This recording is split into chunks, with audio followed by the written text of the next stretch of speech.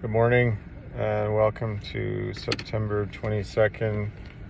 I'll be talking about this book, the 24-hour a day Hazeldean meditation book for 12-step recovery.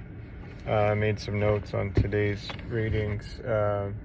Basically, step 8 and 9 made a list of all persons we had harmed and became willing to make amends to them all, and made direct amends to such people wherever possible, except when to do so would injure them or others. Basically, this can be difficult because it requires humility and it vexes false pride. The rewards are great, though. We often get a good reaction from people when we make amends and supply the restitution for any harm done, as opposed to just making an apology. People and institutions in my life have often heard me say I'm sorry, and then they've suffered, my abuse again. So, with these two steps, I try and first of all remember any situations where I owe amends, and then I go ahead and become willing to do the amends, and then I actually take the action and make the restitution, make the amend. And it's not just about saying sorry at all. I really don't even have to say I'm sorry. I just have to say, hey, I did this thing, it was wrong, here's the repayment, or here's me making an amend, fixing this. Does that work for you? And I'll do my damnedest to make sure it doesn't happen again.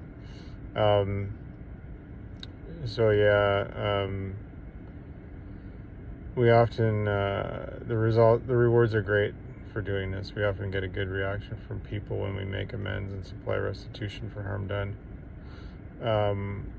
Often an enemy is turned into a friend, and a load is taken off my back.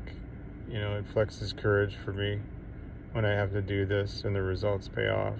I get more courage, and I do my best to make all restitution possible. The meditation part of this reading today talks about joy and how joy is a result of living a spiritual life. Genuine faith promotes joy.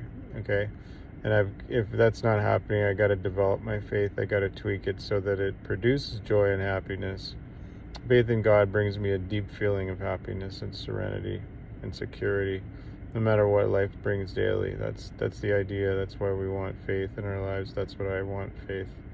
Because if I have the faith and the belief that, my higher power is going to get me through anything, he's going to buoy me up, hold me up,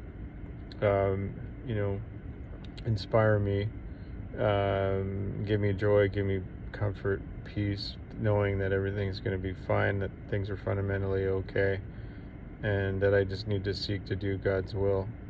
Then I'm going to be in a much better place, right? I'm going to have that deep feeling of happiness and security no matter what happens daily. So each day, in fact today, right now, is another great opportunity to improve relationships and to serve the will of God.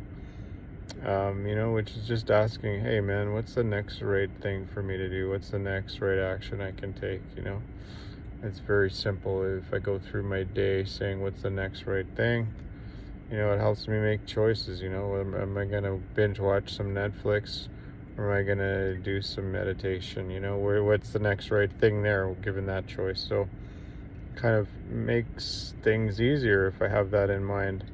And this fact basically brings me joy. It's an amazing opportunity for the reception of abundance. So receiving abundance into my life, and also the outreaching of service. So being of service to my fellows on the planet here, right? My fellow humans. And service, it doesn't mean like being a doormat. It can just mean, trying to smile at people, be kind, be helpful, be supportive. That's often a really good way to do service. I will be doing my best today to be glowing and outgoing in ever widening circles. I like that little rhyme there, glowing and outgoing. And the prayer today, I pray that my reach may extend to more service and companionship, and that my horizons may broaden. Amen. Have a great day, folks.